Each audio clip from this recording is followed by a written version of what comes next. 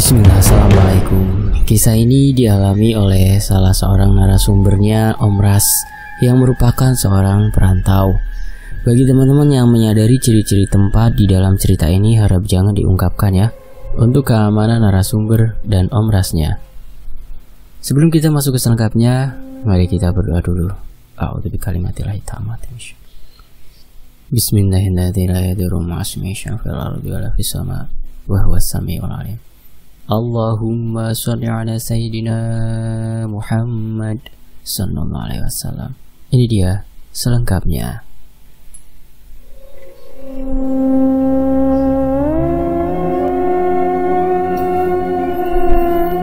Helaan nafas panjang terdengar ketika laki-laki berusia 28 tahun itu hendak memulai ceritanya. Nampak sekali ia merasa berat untuk menceritakan pengalaman horornya tersebut. Tapi kemudian, saat itu kerjaku hanya bantu-bantu uakku yang merupakan tukang bangunan.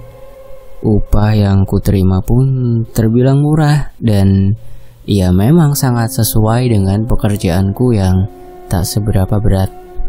Tapi tentunya itu tidak cukup untuk membiayai istriku. Apalagi saat itu dia sedang hamil muda dan sudah pasti kami harus mempersiapkan tabungan untuk kelahiran anak kami nanti. Di saat pikiran kami sedang kacau, itulah salah seorang temanku yang baru pulang dari perantauan datang menawariku pekerjaan dengan hasil pendapatan yang lumayan besar. Setelah berunding dengan istriku, ia pun menyetujuinya dengan senang hati. Akhirnya kami pun berangkat. Istriku pun ikut serta waktu itu karena temanku mengatakan bahwa di sana, di tempat kerja, sudah disediakan barak, kamar lengkap dengan dapur. 2 hari kemudian, setelah naik ojek sekitar 2,5 jam, kami tiba di sebuah jalan yang berada di tengah-tengah jurang berbatu. Dan dari situ kami kemudian meneruskan perjalanan dengan berjalan kaki kurang lebih 4-5 jaman lagi, waktu orang-orang normal. Sedangkan istriku kan sedang hamil dan sudah tentu perjalanan tidak akan secepat itu karena kami lebih sering singgah dan beristirahat. Ceritanya seperti itu. Kan aku sudah bilang, tinggal saja istrimu itu, tak usah dibawa. Kasihan dia juga tengah hamil, harus jalan kaki selama berjam-jam, ujar Pito. Adi terdiam. Ia tahu jika istrinya ditinggal, tak akan ada siapapun yang menjaganya. Terlebih lagi, mereka saat itu tidak punya uang sepeser pun. Bahkan orang tua dan saudara-saudara istrinya juga menyuruh untuk membawa serta perempuan yang dinikahi Adi beberapa bulan yang lalu itu untuk ikut merantau. Perutmu sakit? Tanya Adi ketika melihat wajah istrinya yang seperti sedang menahan sakit. Tidak apa-apa, jawab istrinya cepat. Kalau sakit bilang saja. Biar kita istirahat dan bermalam di sini tak. Besok baru lanjut lagi, ujar Pito tak tega. Rupita menatap Adi, suaminya. Kita istirahat di sini saja toh, kata Adi kemudian mewakili istrinya. Pito mengangguk, lalu ia meletakkan tasnya di dekat Adi dan Rupita. Pito berjalan ke arah pinggir jalan yang banyak sekali terdapat pohon pisang hutan, atau orang-orang dulu kebanyakan menyebutnya bangkaran. Saat kembali, Pito membawa banyak sekali daun pisang untuk membuat pondok sementara. Adi juga membantu mencari tiang dan kayu-kayu kecil untuk penahan atapnya. Tidak lama kemudian, pondok itu sudah jadi. Pito menyuruh Adi untuk menemani istrinya di dalam, sementara ia sendiri menyalakan api untuk memasak air dan nasi. Malam itu sangat gelap, sunyi, dingin, dan sesekali terdengar suara binatang-binatang liar yang menggema dari kejauhan. Ketika Rupita sudah tertidur lelap, Adi keluar dari pondok untuk kemudian duduk di dekat Pito yang tengah menikmati kopi hitamnya. Maafkan aku ya Pit, gara-gara aku dan istriku kau ikut sial. Sebenarnya aku sendiri pun tidak tega untuk membawa anak istriku bersasat-sasat, bersusah payah seperti ini. Tapi apalah daya, Aku tak punya uang untuk meninggalkannya sendirian di kampung, ucap Adi pelan. Tapi bukannya di kampung keluargamu dari istrimu itu banyak? Iya, memang banyak toh. Tapi tanpa adanya uang, kita tidak akan dianggap, bahkan oleh keluarga sendiri. Pito menghela nafas. Ia mengalihkan pandangannya ke semak-semak sekitaran tenda. Yakinlah kawan, kau akan sukses nantinya. Ibarat kata pepatah, berakit-rakit ke hulu, berenang-renang ke tepian, bersakit-sakit dahulu, bersenang-senang kemudian, kata Pito seraya menyeruput kopinya yang tinggal sejari. Keesokan harinya, selesai sarapan dengan bangkaran bakar, mereka bertiga melanjutkan perjalanan yang hanya tinggal beberapa jam lagi. Setelah 2 jam berjalan kaki, mereka akhirnya memasuki kawasan pertambangan emas lokal milik warga setempat. Beberapa orang dengan tatapan aneh menatap lekat pada Rupita dari ujung rambut sampai kaki. Namun rupanya orang-orang itu adalah kenalan Pito. Meski sedikit risih ditatap seperti itu, Rupita tak menceritakan apa-apa pada suaminya. Ia juga mencoba bersikap biasa-biasa saja, seperti tak ada hal yang aneh. Saat tiba di barak, Rupita ditinggal sendirian di dalam barak yang ditempati oleh Pito. Sementara suaminya diajak ke rumah yang punya barak, sekaligus yang membuka lowongan pekerjaan. Rupita sedikit bergidik geli ketika melihat isi kamar Pito yang berantakan. Kasur dan sampah menjadi satu, bahkan bau tak sedap muncul dari tumpukan piring-piring kotor yang tak dicuci. Karena tak tahan dengan keadaan kamar milik Pito, akhirnya Rupita keluar dan duduk di pelataran. Kamar-kamar di sebelah Pito terlihat terkunci dengan keadaan yang hampir-hampir sama dengan milik Pito. Baju-baju bekas keringat digantung begitu saja di depan pintu. Rupita berpikir, mungkin di sini rata-rata penghuninya adalah laki-laki bujangan. Pandangannya kemudian teralihkan pada deretan WC di ujung sebelah kanan dari tempatnya duduk. Ada sekitar 4 buah WC atau kamar mandi di situ. Rupita perlahan-lahan turun dari pelataran dan berjalan ke arah WC. Ketika sedang asyik mengamati WC-WC tersebut, tiba-tiba terdengar suara seseorang menyapanya pelan. "Sedang apa kau di situ?" ujar suara itu pelan namun sedikit serak.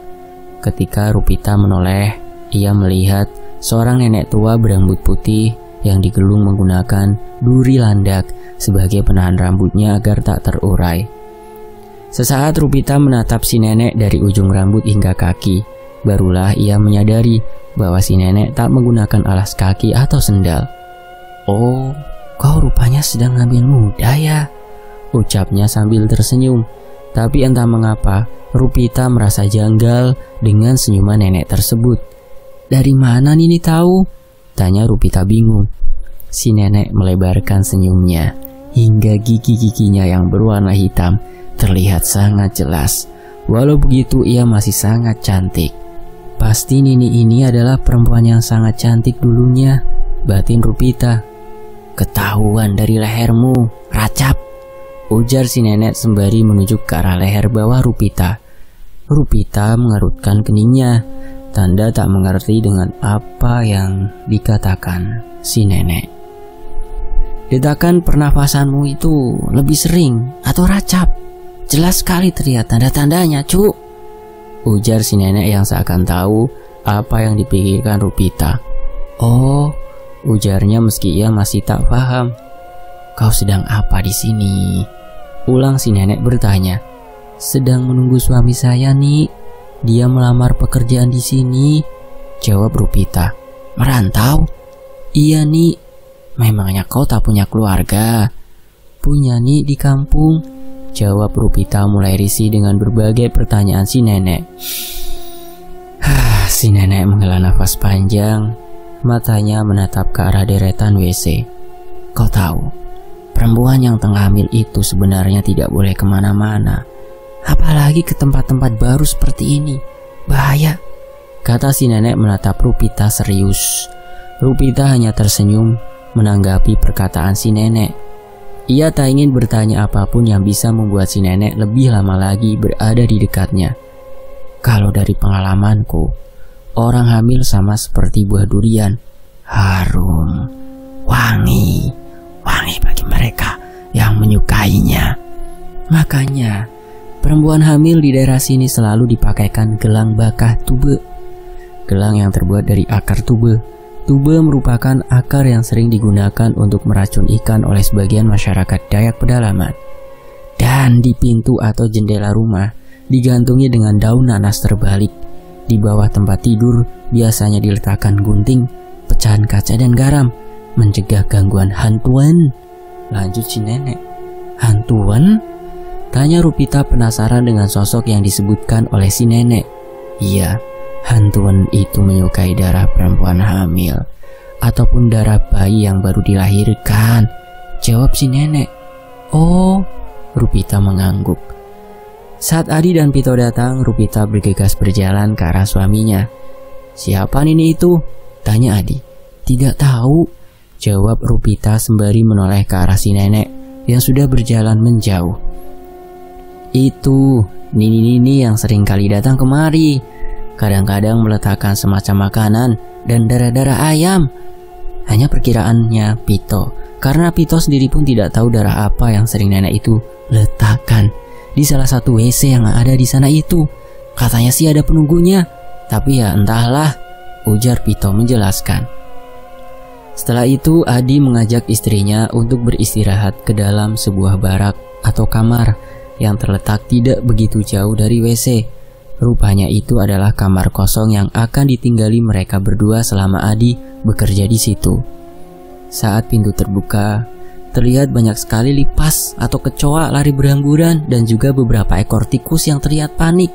Bau apak debu membuat perut Rupita menjadi mual hingga ia pun muntah. Melihat istrinya seperti itu, Adi tak tega.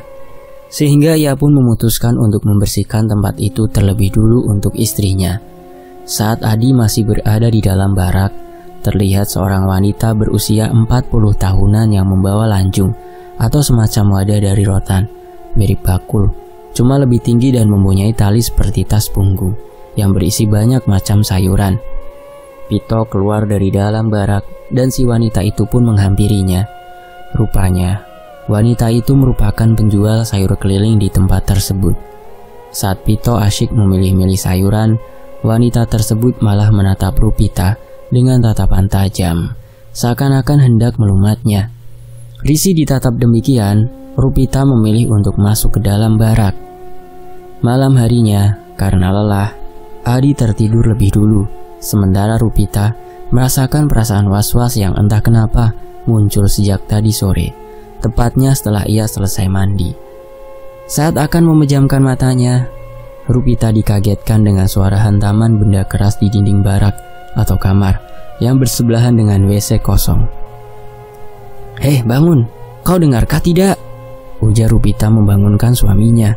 Tapi Adi yang ngantuk berat itu hanya melenguh sebentar lalu tidur lagi. Rupita yang takut kalau itu merupakan orang jahat, lantas turun dari tempat tidur. Ia berjalan ke arah pintu untuk memastikan apa yang sedang terjadi di luar. "Jangan buka pintunya." Suara bisikan terdengar jelas di telinga Rupita, membuatnya kaget dan menjerit. Rupita yang sudah berada di sebelah suaminya langsung menutup seluruh badannya dengan selimut lusuh yang mereka bawa. Singkat cerita, keesokan harinya Adi dan Pito pagi-pagi sekali sudah berangkat ke tempat kerjanya dan tinggallah Rupita sendirian di area barak tersebut. Namun baru sebentar ia duduk di pelataran, nenek-nenek kemarin datang lagi dengan membawa wadah kecil berisi gelas penuh cairan berwarna merah dan beberapa kue seperti cucur, apam, dan juga serabi. "Apa itu, Ni?" tanya Rupita. "Ini makanan dan minuman untuk penghuni kamar sebelahmu," jawab si nenek diiringi tawa yang aneh. Rupita mengurungkan pertanyaannya pada si nenek yang nampak berjalan ke arah WC kosong tersebut. Meski tak jelas, namun Rupita masih bisa mendengar suara si nenek yang seperti orang sedang bercakap-cakap dengan seseorang. Sudah hampir seminggu, Adi dan Rupita tinggal di sana, dan hari itu merupakan hari pertama mereka menikmati uang upah suaminya yang dibayarkan per minggu. Tidak banyak, namun sangat berarti bagi mereka saat itu. Rupita menyisihkan sebagian uang gaji suaminya untuk tabungan melahirkan, lalu sisanya untuk membeli keperluan dapur seperti lauk pauk dan juga beras. "Sayurnya," panggil Rupita pada wanita penjual sayur tempo hari. Wanita itu tersenyum seraya berjalan mendekat ke arah Rupita. "Beli sayurannya, Kak," ujar Rupita setelah wanita itu mendekat. "Silakan, ada bayam, pucuk singkong, tebuhan teluh, terong asam, terong nasi, terong pipit, cabai labu siam, dan ini ada ikan asin titipan tetangga." Saya mau pucuk singkongnya sebabat ya, seikat, cabainya juga, dan terong nasi." Si wanita itu lalu mengambilkan sayur-sayur yang disebutkan oleh Rupita tadi sambil mengajak Rupita mengobrol ke sana kemari. "Sudah berapa bulan?" tanya si wanita sembari menunjuk ke arah perut Rupita. Rupita hanya tersenyum tak menjawab pertanyaan itu. "Kuat juga kamu menempuh perjalanan panjang di tempat ini. Tentu bukan hal yang mudah. Aku pun dulu sering sekali turun naik gunung, keluar masuk hutan untuk mencari rotan, durian, dan apapun yang bisa untuk dijual," ujar si wanita. "Iya, Kak, dan untungnya kandungan saya tidak kenapa-kenapa di jalan."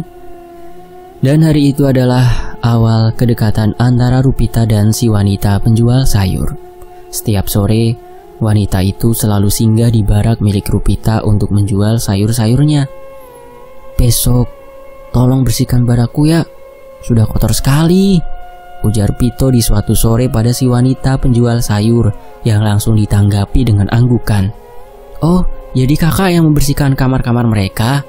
tanya Rupita. "Iya, Dek. Ya, hitung-hitung untuk tambahan, lumayan." Rupita mengangguk, matanya melihat ke arah leher si wanita yang memiliki semacam bekas luka berwarna hitam melingkar. Namun Rupita tidak enak hati untuk bertanya tentang bekas luka hitam tersebut. Esok harinya, pagi-pagi sekali sebelum Adi dan Pito berangkat, si wanita sudah datang dengan membawa perlengkapan bebersihnya yang ia letakkan di dalam lanjung. Adi mencium perut istrinya beberapa kali, diiringi dengan elusan lembut, membuat Rupita berbunga-bunga. "Hati-hati," ucap Rupita seraya melambaikan tangan ke arah suaminya. Setelah Adi dan Pito menghilang dari pandangan, barulah Rupita berjalan ke arah kamar Pito yang sedang dibersihkan oleh wanita tersebut. "Memang kotor sekali kamarnya ya, Kak?" "Ya, biasalah laki-laki, sibuk pula. Mana sempat dia membersihkan barak ini?" Rupita mengangguk mengiyakan. Dari kejauhan terlihat nenek-nenek itu datang lagi. Kali ini membawa lanjung yang entah apa isinya. "Kemari," panggil si nenek pada Rupita.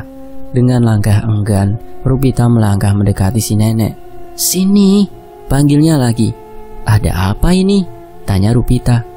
"Aku membawakan sesuatu untukmu, untuk menjaga janinmu," ujar si nenek seraya menurunkan lanjungnya. "Ini bakat tube, nanti pasang di kaki dan tanganmu, digelangkan. Lalu yang ini digantung di atas pintu atau jendela. Nanti besok aku bawakan duri limaunya ya," kata si nenek seraya mengeluarkan semua isi lanjungnya. "Ingat ya, Cu, ini nanti digantung," ulang nenek sebelum pergi ke arah WC. "Siapa, Dek?" tanya si wanita penjual sayur setelah si nenek tak terlihat lagi. "Nini yang katanya sering menaruh darah di WC kosong itu, Kak," jawab Rupita seraya meletakkannya benda-benda itu ke pinggir. "Apa katanya?" "Entah, Kak. Dia hanya mengatakan gantung ini untuk keselamatan janinku." "Ah, Nini itu emang aneh, suka mengada-ada. Tahu salah segala menggantung-gantung daun-daun nanas seperti ini. Kalau kena kepala tidak mustahil bisa menimbulkan luka. Iya kalau memang betul untuk menangkal, tapi macam mana kalau itu malah untuk mendekatkan mara bahaya?" "Ih," ujar si wanita bergidik. "Kakak tak memakai ini?" "Haha, tidak. Aku tidak percaya dengan hal-hal semacam ini, Dik." Tiba-tiba saja si nenek muncul dan berbicara dalam bahasa daerah yang tak dimengerti sedikit pun oleh Rupita. Tapi ia menyimpulkan dari nadanya kalau si nenek sedang memarahi si wanita. "Tidak semua orang bisa kau percaya, Cu. Dan tidak semua perkataan orang harus kau turuti. Tapi aku tahu, semenjak kau bertemu perempuan ini, pasti tidur malammu terganggu, bukan? Dia ini anak keturunan hantuan, hantu pelepas kepala yang di kampung lain disebut koyang," ujar si nenek. "Ih, dasar orang tua gila mengada-ada. gerutu wanita tersebut dengan wajah yang merah padam dan menahan emosi. Rupita terdiam 1000 bahasa. Hanya bola matanya yang bergerak menatap kedua orang itu secara bergantian. Lalu dengan kesal, si wanita tersebut melemparkan sesuatu ke arah si nenek sebelum ia pergi. "Shh, duduk. Tak apa. Perempuan itu memiliki darah keturunan hantuan, Cuk. Di kampung ini sebenarnya banyak sekali orang-orang keturunan hantuan. Dan mereka berbaur dengan manusia biasa. Jadi tolong, untuk keselamatan kau dan anakmu, pakailah gelang bakah tube ini. Turuti saja nasihatku. Aku tidak mau ada lagi korban hantuan-hantuan itu," ujar si nenek dengan suara bergetar. Rupita menghela nafas panjang. Kemudian dia mengangguk. Karena memang benar apa yang dikatakan si nenek tadi. Sejak awal melihat perempuan itu, ia menjadi susah tidur di malam hari. "Baik, Nik. Nanti daun nanas ini akan saya gantung di jendela atau pintu," ucap Rupita. "Bagus. Lebih cepat lebih baik, Cuk." Setelah si nenek pulang, Rupita lantas masuk ke dalam barak. Ia berbaring di atas kasur tipis yang dipenuhi lilih atau kitu kasur tersebut. Pikiran Rupita menerawang jauh. Terlintas kembali kejadian beberapa hari yang lalu.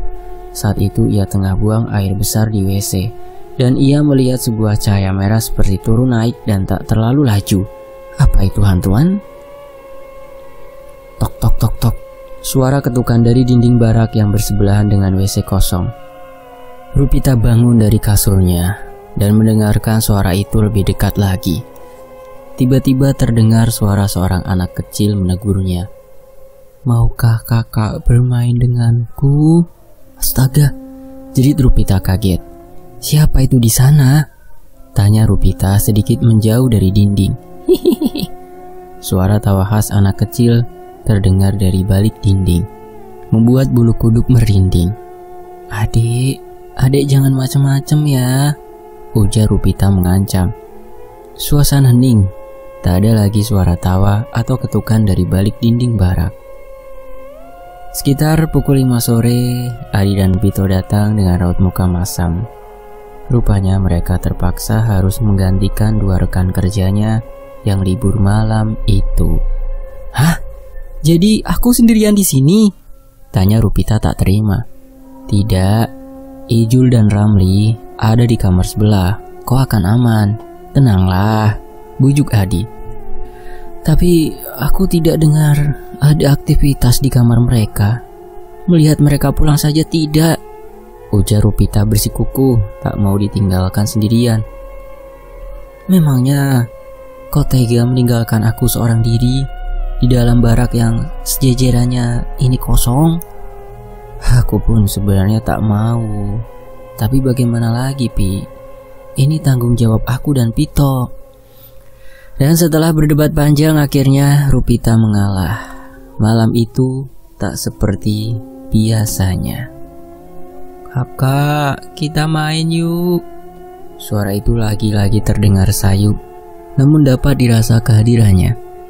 "Tolonglah, jangan ganggu aku," ucap Rupita dari balik selimut.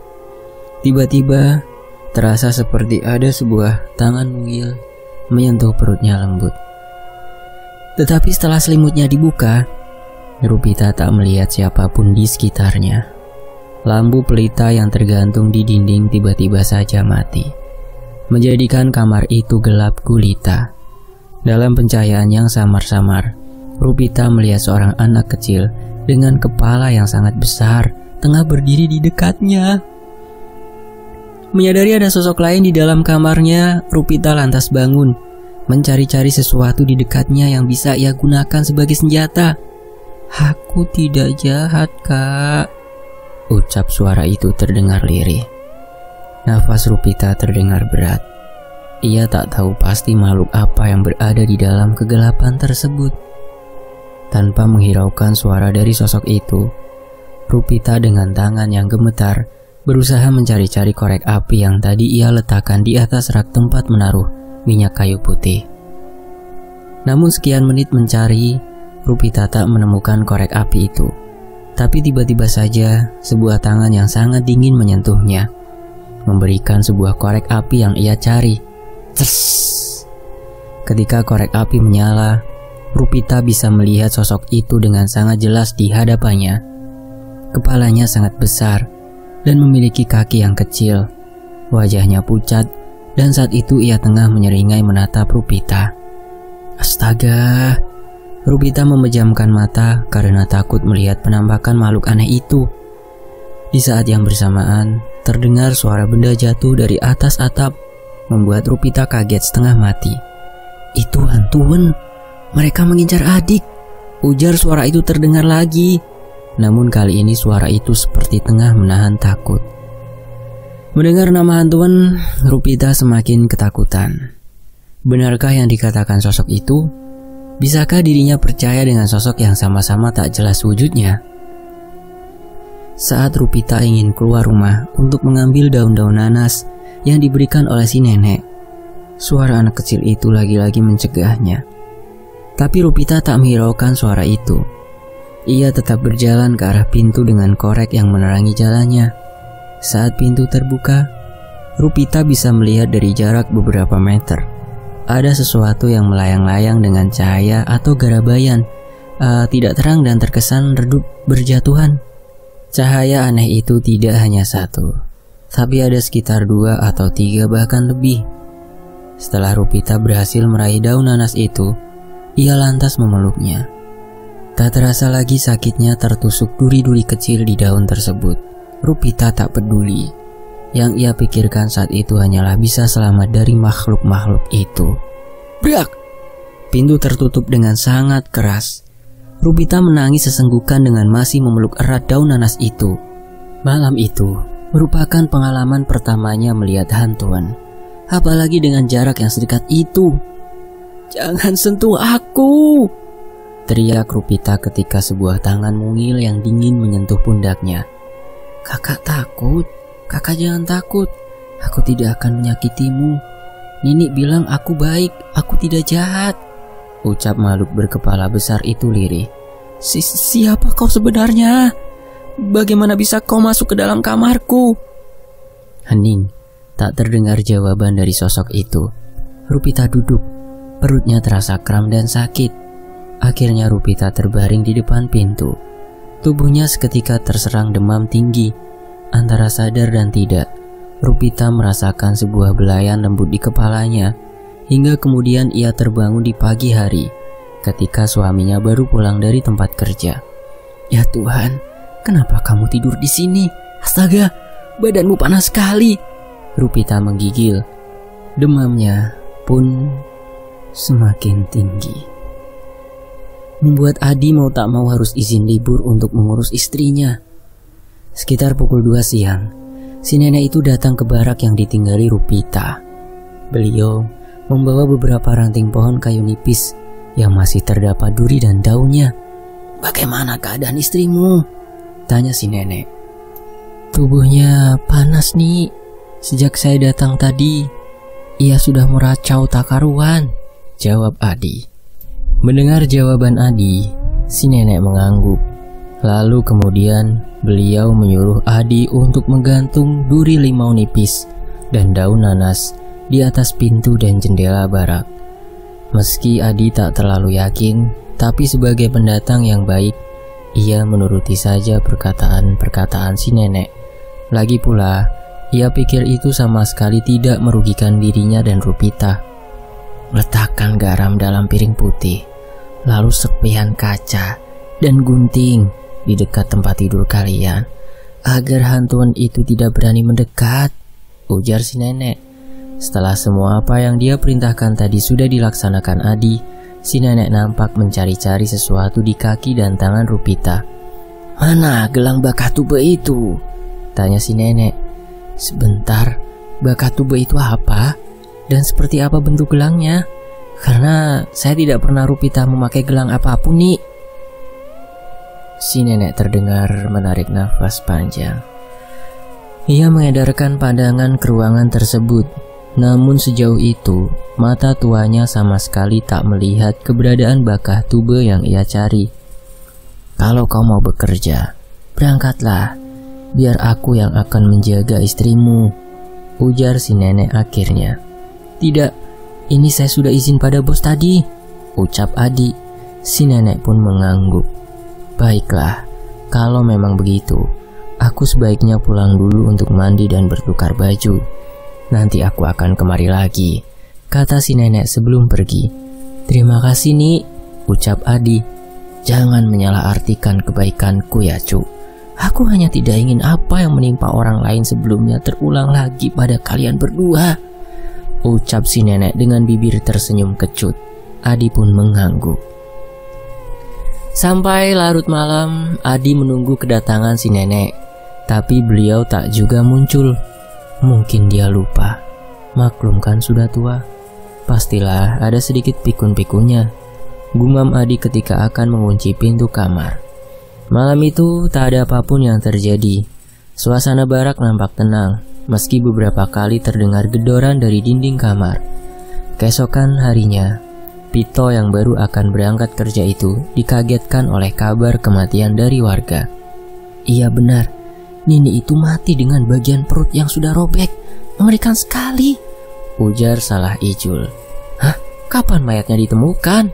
Tanya Pito. Mendengar ada yang ribut-ribut di luar, Adi lantas ikut mendengarkan apa yang dibicarakan oleh orang-orang tersebut. Ada apa, Pit? Tanya Adi pelan. Nini yang sering kemari itu meninggal, jawab Pito. Hah?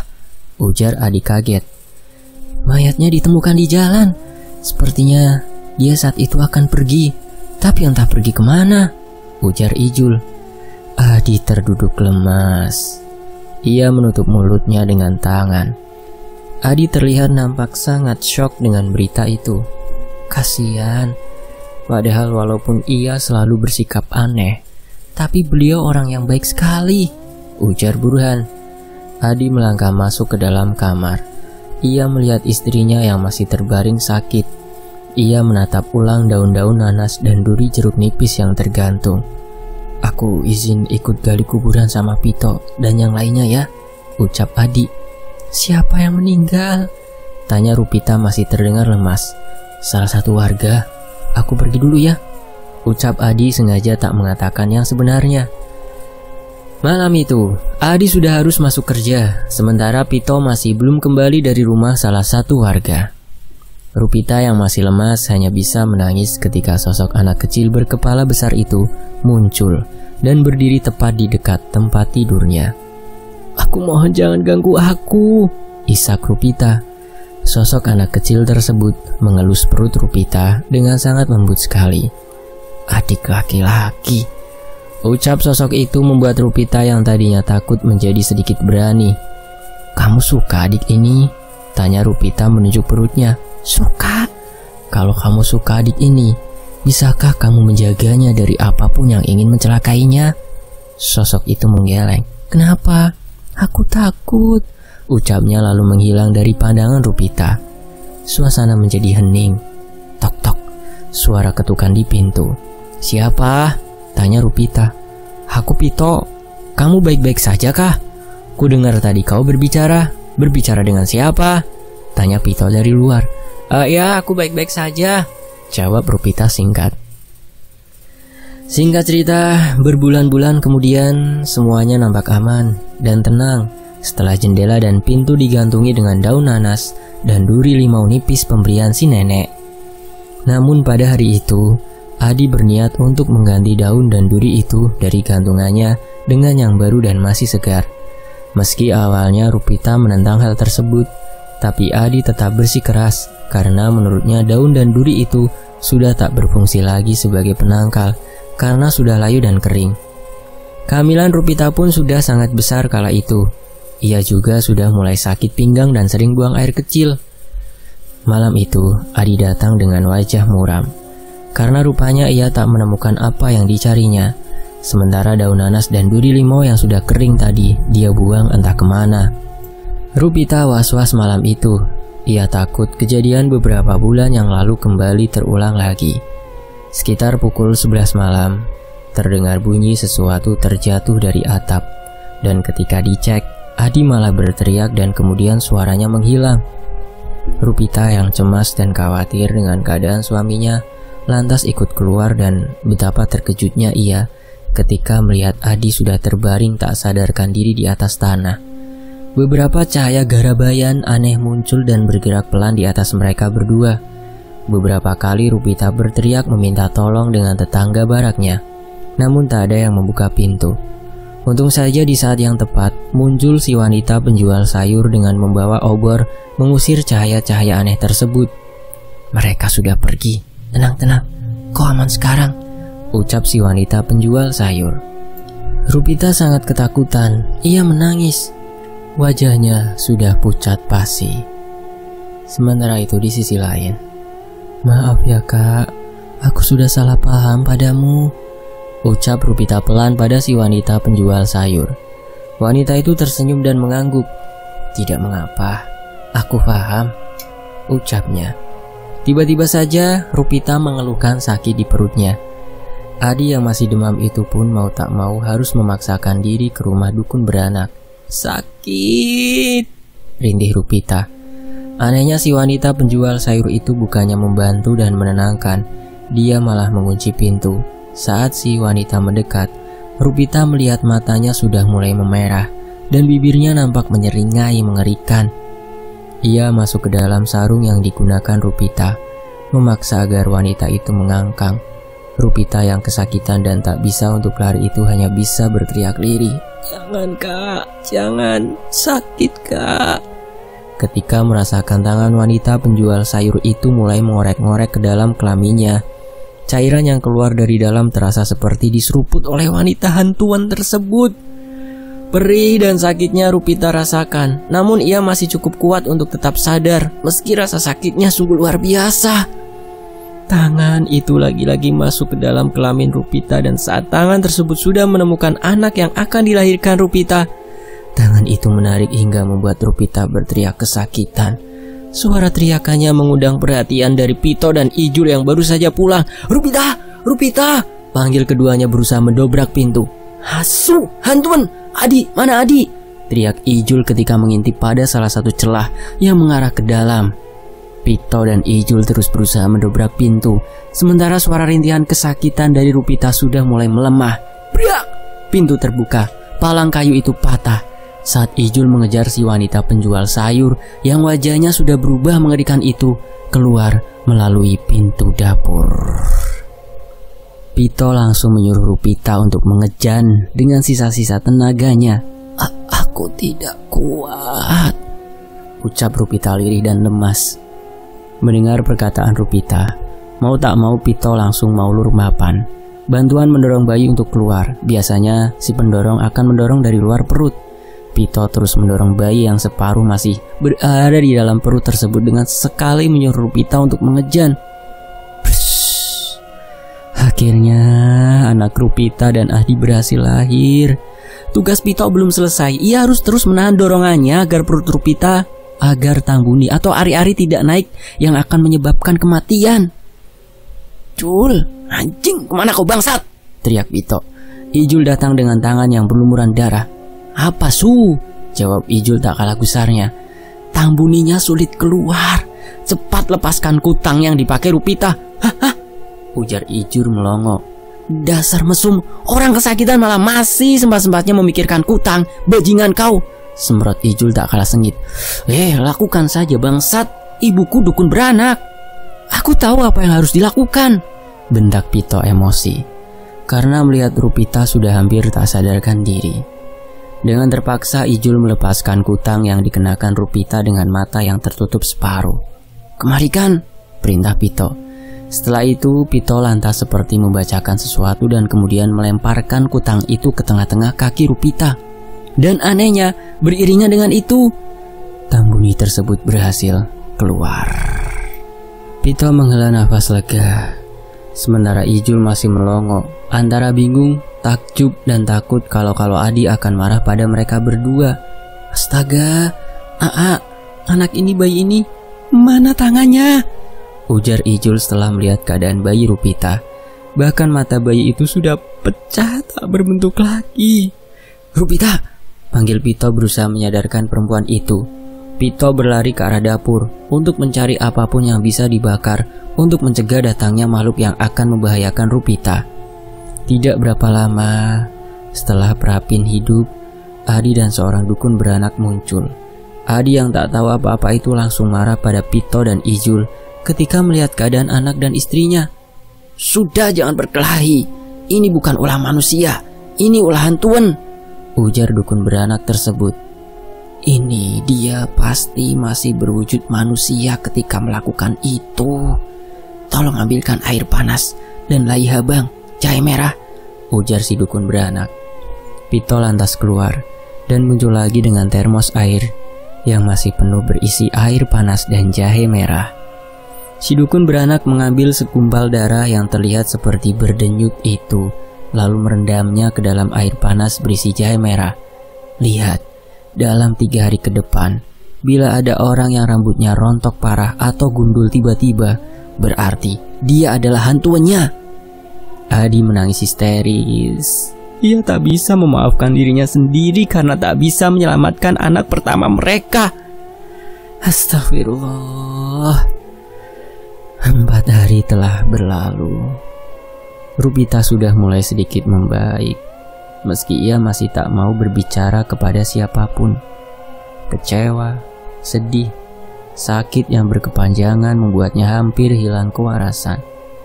"Minum dulu air busan tabat barito ini," ujar dukun beranak yang masih lagi mengurus Rupita. Setelah keadaan Rupita benar-benar pulih, Adi memutuskan mengajak istrinya itu untuk pulang ke daerah asal mereka. Sementara Pito dan Ijul sudah menemukan manusia jadi-jadian hantuan yang hampir membunuh Rupita pada malam itu. Dan benar saja, orangnya adalah si wanita penjual sayur tersebut. Ia sengaja menakut-nakuti Adi dan Rupita agar bisa masuk ke dalam rumah itu dan mendapatkan kembali kepercayaan dari Rupita dan Adi. Yang membunuh si nenek pun adalah wanita itu, karena si nenek yang merupakan bekas dukun beranak itu sudah mulai ikut campur. Adi menyapu air matanya. Ia menghela nafas panjang, lalu, "Ya, semenjak kejadian itu, istriku tidak bisa hamil lagi," ucapnya lirih penuh dengan kesedihan dan penyesalan kepada Om Ras. "Aku benar-benar menyesal karena ambisi sialanku ini. Anak istriku menjadi korban. Aku menyesal. Semoga tidak ada lagi orang-orang bodoh sepertiku di luar sana, mengejar dan berharap mendapatkan banyak harta, tapi rela mengorbankan keluarga. Dan baru aku sadari kalau ternyata hartaku yang sangat berharga dan satu-satunya di dunia ini tidak lain dan tidak bukan adalah keluargaku, anak istriku," ucapnya mengakhiri cerita kelam yang sangat menyedihkan tersebut. Dan kisah ini selesai. Terima kasih Om Ras. Terima kasih teman-teman. Semoga bisa mendapatkan hikmah dari kisah ini ya. Kalau istri sedang hamil, janganlah pertaruhkan dengan cara ditinggal dengan alih-alih membela sebuah pekerjaan. Wallahu a'lam bishawab. Saya pamit. Wassalamualaikum warahmatullahi wabarakatuh. Sampai jumpa di kisah lainnya hanya di Tony FS.